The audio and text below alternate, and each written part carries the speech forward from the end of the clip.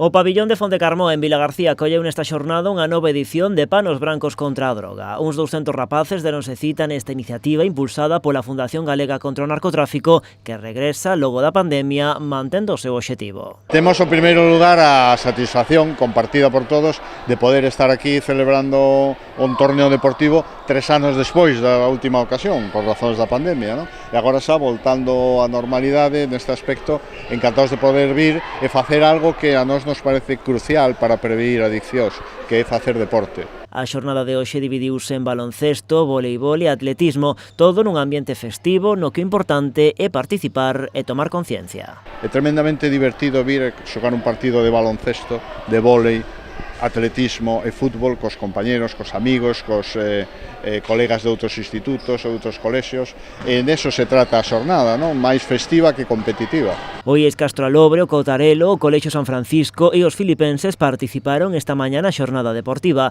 en concreto o alumnado de primeiro a cuarto da ESO. Dende a Fundación Galega contra o Narcotráfico explican que son unha franxa de idade moi sensible porque é cando entran en contacto co alcohol, o que pode acabar desembocando nas drogas. Os nenos son víctimas dun ambiente que lles leva a invitacións a consumo, a iniciarse no consumo, etc. Non? Falamos de 12, 13 anos, pero parece pouco, verdade? Pero a idade media de inicio no consumo de alcohol, por exemplo, está en torno a 13, 14, está máis perto da infancia, verdade, que da xuventude. Os distintos centros participantes achegáronse ata Fontecarmoa con pancartas reivindicando a súa aposta por unha vida saudable, chea de deporte, cultura e libre de drogas.